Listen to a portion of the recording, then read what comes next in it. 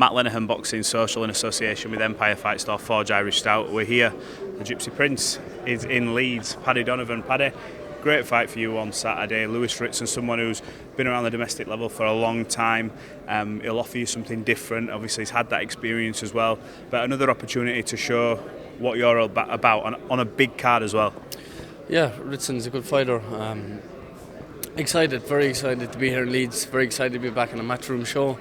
And yeah, look, just can't wait to get in there Saturday and just put on a big performance. I've worked really hard in the gym on new specific things. So yeah. Let's see. I feel like we've seen quite a variation of you. We've seen some cool knockouts. We've seen your footwork. We've seen your switch hit. You've mentioned there you've been working on certain things. I don't know if you're going to be able to say what that is because the fight's on Saturday. But what type of performance are we expecting from you on Saturday? Look, a professional, a top-level professional fighter. Ritson is tough. He's durable. He's going to be in the fight for a good few rounds, I reckon. So yeah.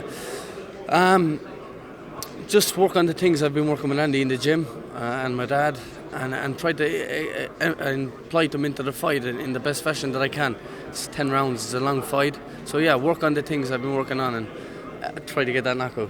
I remember I spoke to you, I think it was Belfast, after that performance, and you're your harshest critic, and I think that's what separates some of the best fighters at the top level. Even when they've had an 8 out of 10, it's like should have been 9. And you were very sort of a bit self-critical of yourself. What were the things you want to change from that fight coming into this? Yeah, after the last performance, people will be licking their lips, thinking they have a chance of hitting me and getting to me. And bring me into a scrap, bring me into a fight and try to get the win against me. But look, I've worked on a lot of new things. I'm in great shape, and let them try. Let them come at me and see what will happen. You're always linked with certain fights, but obviously this is where we're at now. The fight that we were talking about, obviously in Ireland, it's not materialised as of yet. Do you know the reasons for why the fight's not happening? That show, obviously, Lewis Crocker was on, I believe, as well. There was always a talk of you two meeting at some point. How has that sort of fizzled out for now? Because it's still there, obviously. Yeah, of course, it's still there. We've got jobs to do. I'm here in Leeds fighting Ritson. I got to beat Ritson, and he's got a job to do. And after that, we can see where things is at. Right now, I'm concentrating on one fighter only, and that's Lewis Ritson. You know, I can't take my eye off Lewis Ritson. He's former British champion, 23 professional fights. He's been around the block. So yeah, concentrating on him, concentrating on getting the job done with him. What my team, Andy and Keith and Eddie wants after that, we look into it. But for now, we've got a job to do. What's the biggest thing you've learned since turning professional? I've obviously seen you in your early stages and to where you are now. What's the sort of biggest thing you've learned, whether it be inside the ring or outside the ring? Staying ready, staying disciplined, always keep learning, be open to opportunities. Big fights can come at any time.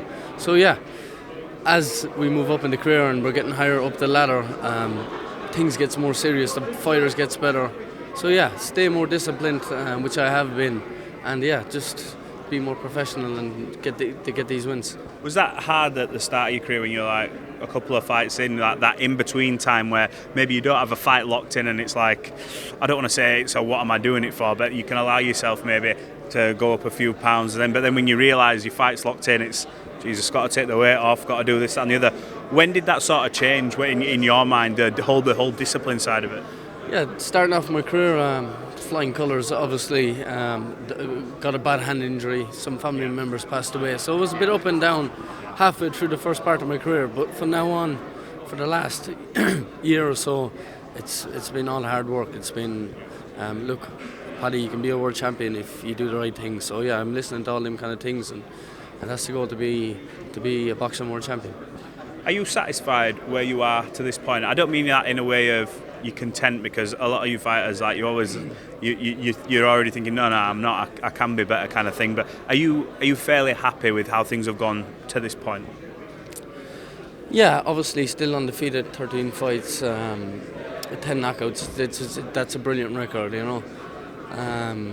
Obviously we want to be fast-tracked a little bit faster in the next couple of fights, get them under our belts and push for the world title, because if you see me in sparring and you see the things I'm doing against top world fighters, you can say Paddy's ready for a world title. But yeah, I've got to take care of the fighters that's put in front of me and got to perform in the big show. So yeah.